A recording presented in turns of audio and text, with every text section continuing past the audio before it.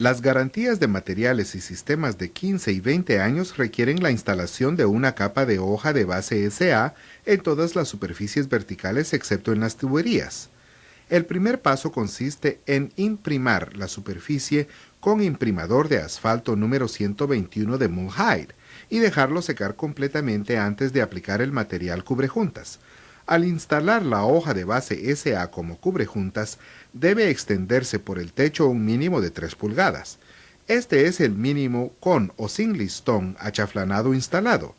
Si se usan estos listones, el cubrejuntas de la hoja de base SA debe extenderse sobre la superficie plana del techo a 3 pulgadas por debajo del listón.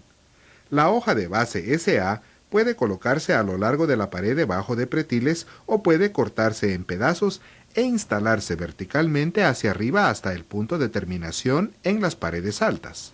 Aquí mostramos la hoja de base SA instalándose sobre la pared de petril y doblándose hacia abajo hacia el exterior.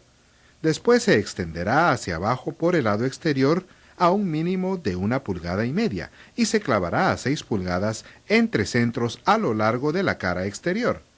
Cuando instale cubrejuntas, algo que debe tener en cuenta es que siempre que sea posible, debe ir siempre un mínimo de 8 pulgadas de alto o un mínimo por encima de las cargas anticipadas de hielo, agua o nieve, ya que evidentemente no se debe tener el punto de terminación sumergido. Se debe pasar bien un rodillo por todos los cubrejuntas de pared verticales para asegurar un contacto apropiado. Se debe pasar un rodillo por todas las costuras con un rodillo de mano de acero de 2 pulgadas o de silicón de 1,3 pulgadas. Todos los solapes de extremo en el techo deben tener una esquina de la hoja de debajo cortada a un ángulo de 45 grados para facilitar la transición entre las hojas.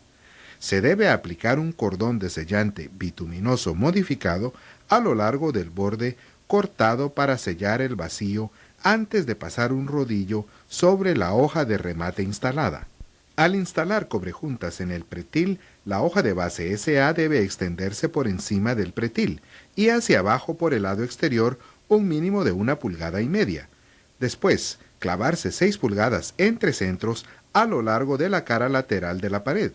Si hay que terminar el sistema de techo en cierto punto a lo largo de la superficie de una pared, la hoja de base SA debe sujetarse mecánicamente al punto de terminación.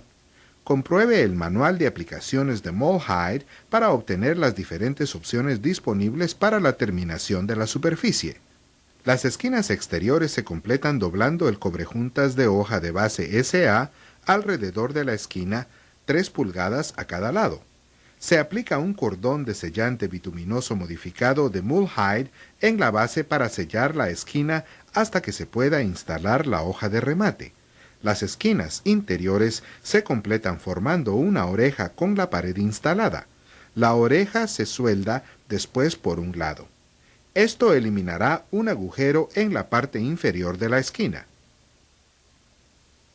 El material de cubrejuntas se corta de modo que pueda doblarse alrededor de la esquina un mínimo de 3 pulgadas. Solo se necesita un lado del cubrejuntas para doblar la esquina. Es necesario que los extremos opuestos solo encajen de forma ajustada en la esquina. Se aplica un cordón de sellante bituminoso modificado de Mulhide a lo largo del borde interior. Todos los cubrejuntas deben tener una costura de 3 pulgadas de ancho como mínimo en la base. Los cubrejuntas de los rebordes se instalan de manera similar.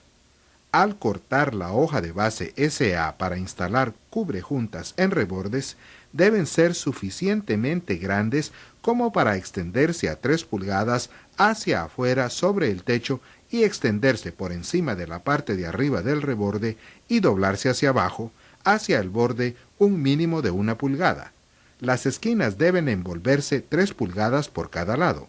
Asegúrese de que la base del cubrejuntas se extienda al menos 3 pulgadas pasada la esquina.